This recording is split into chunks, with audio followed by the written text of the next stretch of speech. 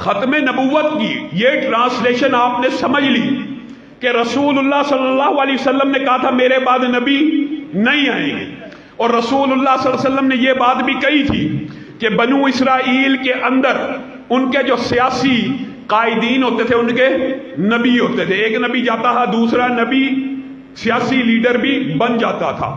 میں محمد صلی اللہ علیہ وسلم دنیا سے چلا جاؤں گا، میرے بعد نبی نہیں آئے گا، لیکن میرے بعد علماء آئیں گے، میرے بعد علماء آئیں گے جو میرے وارث ہوں گے، جو میرے، سنی بھی ہے نا حدیث، علماء آئیں گے، نبی تو نہیں آئے گا، علماء آئیں گے وہ میرے وارث ہوں گے۔ آپ نے علماء کو کیا سمجھا؟ علماء صرف منبر رسول کے وارث ہیں، علماء صرف مسند رسول کے وارث ہیں، صرف جمعے کی سیٹ کے وارث ہیں، صرف مسجد کی امامت کے وارث ہیں، نہ رسول اللہ کی خلافت کے وارث ہیں، نہ رسول اللہ کی سیاست کے وارث ہیں، نہ رسول اللہ کی عدالت کے وارث ہیں، نہ رسول اللہ کے معاملات کے وارث ہیں، نہ رسول اللہ کی معاشرت کے وارث ہیں۔ آپ نے بھی تو پھر یہی عقیدہ اپنا لیا کہ مسجد کا جو مولوی ہے، مسجد کا جو عالم ہے، وہ کہاں تک محدود رہے؟ منبر رسول تک۔ آپ نے بھی علماء کو منبر رسول کا وارث تو مانا، تخت رسول کا وارث نہیں مانا، خلافت رسول کا وارث نہیں مانا، سیاست رسول کا وارث نہیں مانا۔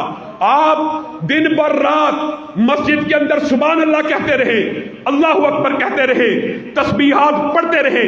اللہ کی قسم پوری دنیا کے عالم کفر کو رتی برابر بھی فرق نہیں پڑے گا۔ ہاں، جس دن آپ کہیں گے یہ رسول اللہ کا دین صرف مسجد کے لیے نہیں آیا، بازار کے لیے بھی آیا ہے، معاشرے کے لیے بھی آیا ہے، ریاست کے لیے بھی آیا ہے، سیاست کے لیے بھی آیا ہے، عدالت کے لیے بھی آیا ہے، پوری دنیا کا کفر آپ کے سامنے کھڑا ہو جائے گا۔ اور مسجد کا مولوی سیاست کی بات کر رہا ہے، مسجد کا مولوی منبر رسول پہ سیاست کی بات کر رہا ہے، اور سیاست رسول کا وارث عالم نہیں ہے، سیاست رسول کا وارث مولوی نہیں ہے، کون ہے؟ چور ہے، لٹیرا ہے، زانی ہے، شرابی ہے، وڈیرا ہے۔ تحت رسول کا وارث کون ہے؟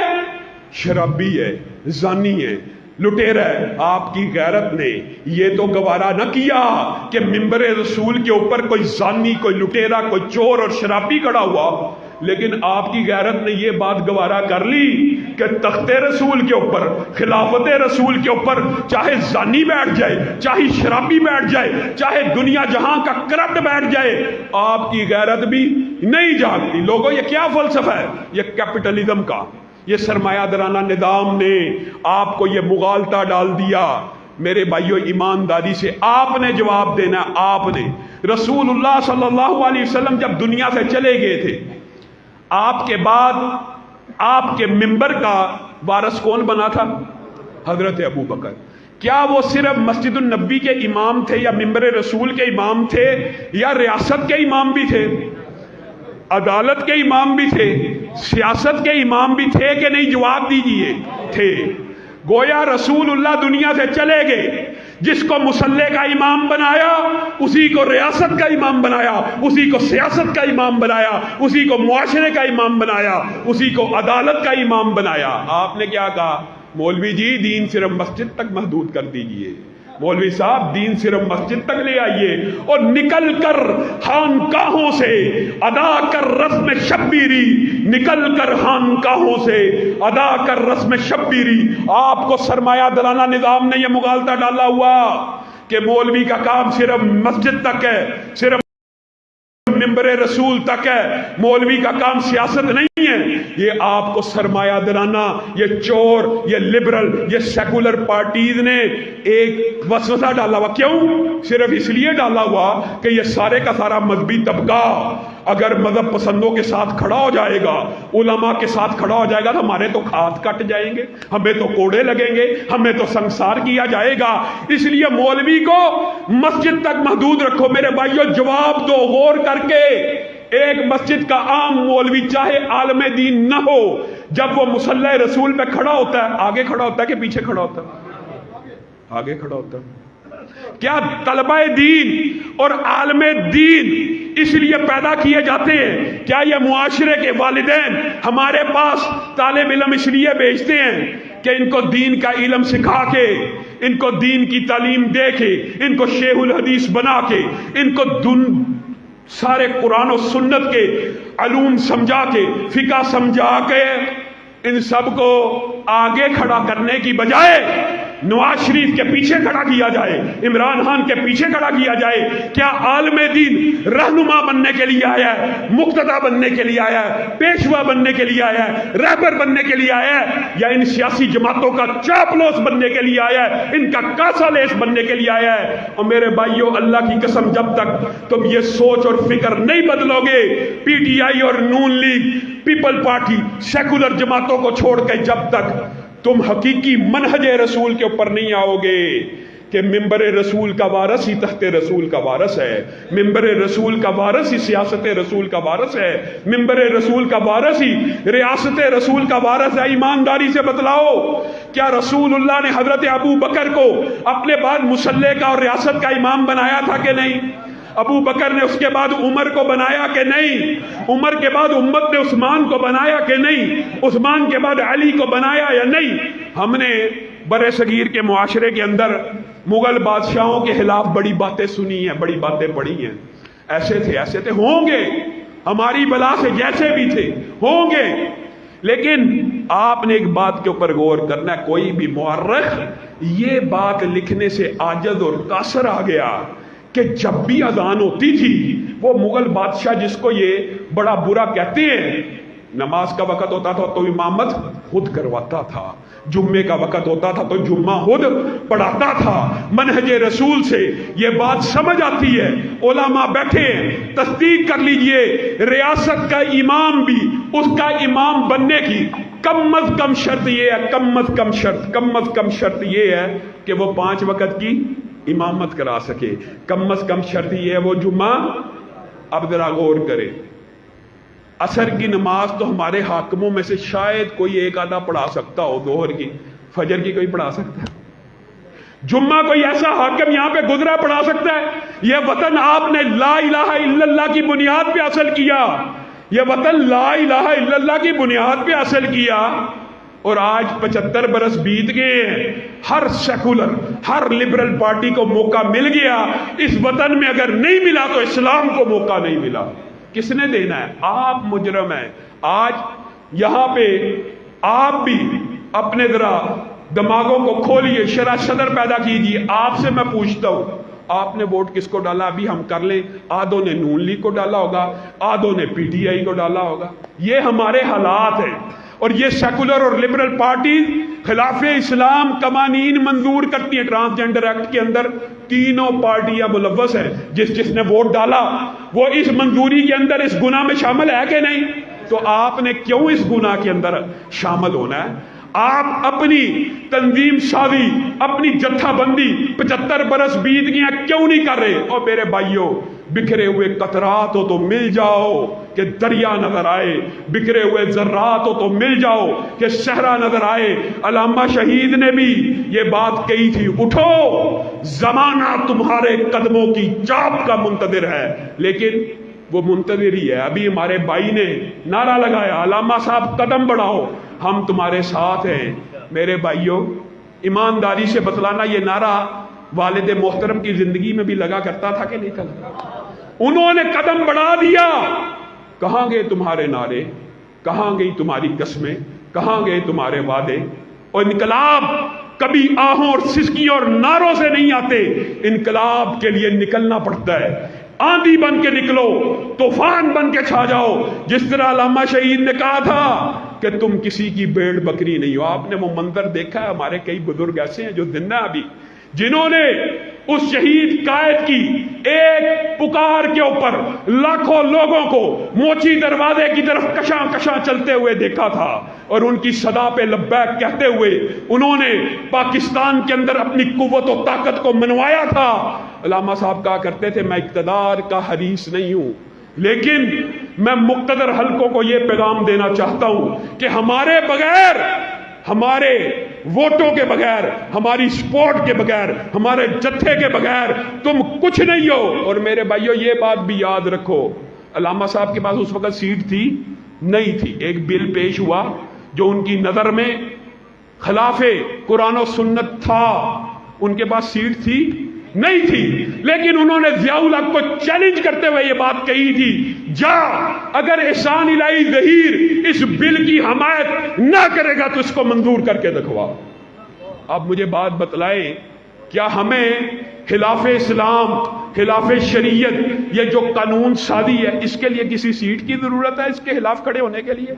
और मेरे भाइयों, क्या तुम दिफाए सहाबा के लिए मेरा साथ देने के लिए तैयार हो?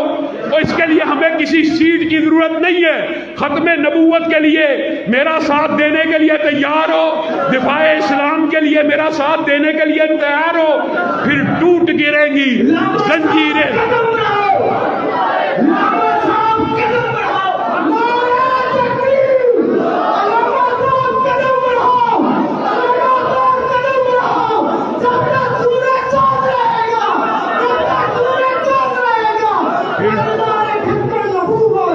फिर टूट गिरेंगी जंजीरें और जिंदानों की खैर नहीं, ये दरिया झूम के उठे हैं, तिनकों से न टाले जाएंगे। मेरे भाइयों, एक बात शिकवे के तौर पे करना चाहता हूं, राहजनों ने रहजनी की है, राहबरों ने भी क्या कमी की है।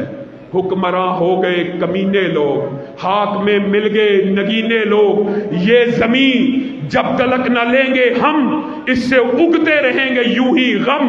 रोटी कपड़ा मकान हम देंगे, अहले मेहनत को शान हम देंगे, इस खिजा को मिटाएंगे हम ही, फसले गुल लेके आएंगे हम ही इंशाअल्लाह। आपने तहरीके दिफाए इस्लाम व पाकिस्तान का साथ इसलिए देना है कि कुछ लोग एतराज करते हैं, और मेरे भाइयों, हम आज करोड़ों में हैं।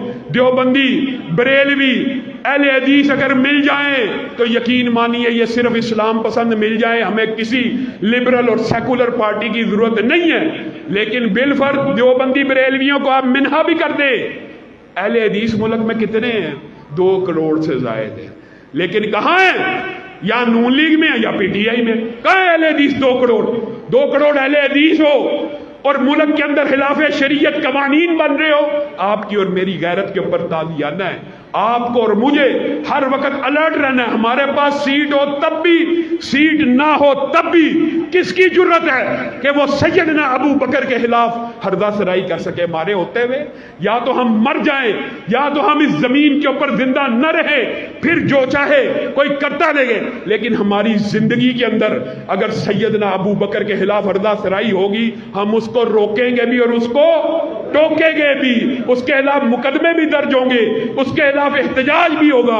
और ये खत्म नबूवत के मुनकरों को भी एक बात कहना चाहता हूं, और गुस्ताहाने सहाबा को भी एक बात कहना चाहता हूं, तालौ नदु अबनाना व अबनाकुम व निशाना व निसाकुम व अनफुसना व अनफुसकुम सुम्मा नबतहिल फनजअल लानतल्लाहि अलल कादिबीन। अगर तुम दलाइल से नहीं समझते तो आओ मुबाहला कर दे क़यामत तक के लिए, जब तक जिंदा हूं। हर कादियानी के लिए, उनके अमीर के लिए मेरा चैलेंज है कि मेरे साथ आके मुबाहला कर ले कि रसूलुल्लाह के बाद नबी, रसूलुल्लाह के बाद नबी नहीं आ सकता।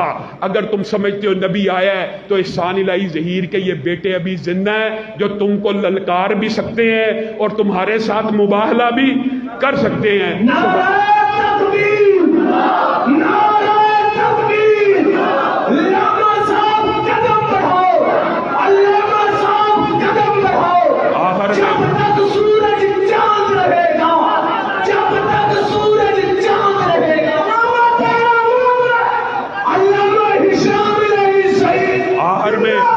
एक बात कहकर मैं अपनी बात को खत्म करूंगा। इंशाअल्लाह मुल्क के अंदर तहरीके दिफाए इस्लाम व पाकिस्तान की रुकनीयत सादी जारी है। 2 माह के अंदर, 3 माह के अंदर अल्लाह के फजलो करम से हमने 13,000 से जायद रुकनीयत सादी मुकम्मल कर ली है। इंशाअल्लाह इस रुकनीयत सादी का जो हदफ है वो 1 लाख पहले हमने मुकर्रर किया है।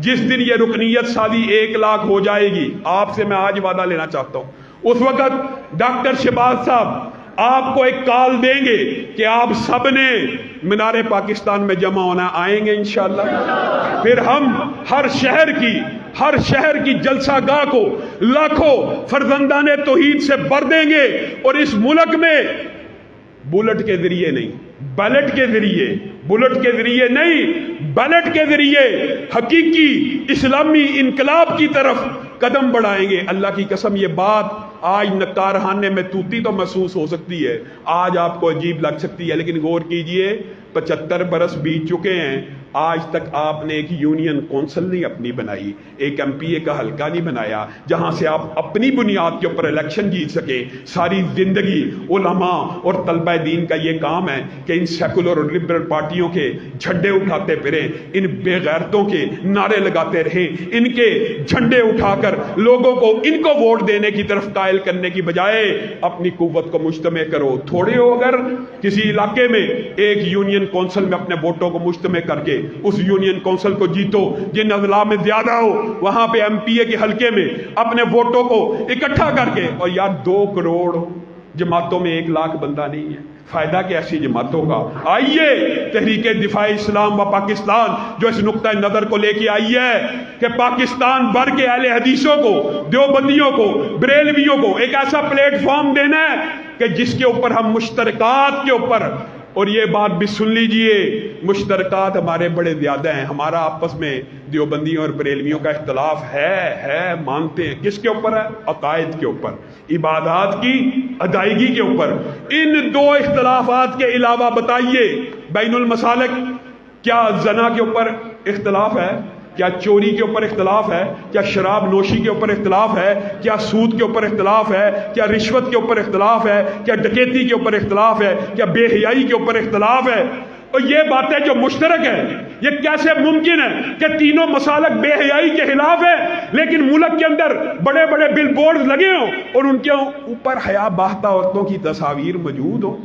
ये हमारे इख्तलाफात, हम जो अच्छाई है वो मुंतशिर है, अच्छाई मुंतशिर है और बुराई मुज्तमे है, जिसकी वजह से आज हमें ये हालात देखने पड़ रहे हैं। आप डॉक्टर साहब की क़ियादत में, जिला नारोवाल की क़ियादत का ऐलान हो चुका, आप डॉक्टर साहब की क़ियादत में तहरीके दिफाई इस्लाम के इस पैगाम को घर घर लेके जाइए, इसकी रुकनीत हासिल कीजिए, रुकनीत साजी की मुहिम तेज कीजिए ताकि हम जल्द अज जल्द अपने अहदाफ को पहुंचे और वतन अजीज को जो खालिस्तन इस्लाम के नाम पर बना, इस्लामाबाद की पार्लियामेंट के ऊपर भी ला इलाहा इल्लल्लाह के परचम को लहरा दिया जाए। सुभान रब्बिका रब्बिल इज्जति अम्मा यसिफून व सलामुन अल मुरसलीन वल्हम्दुलिल्लाह।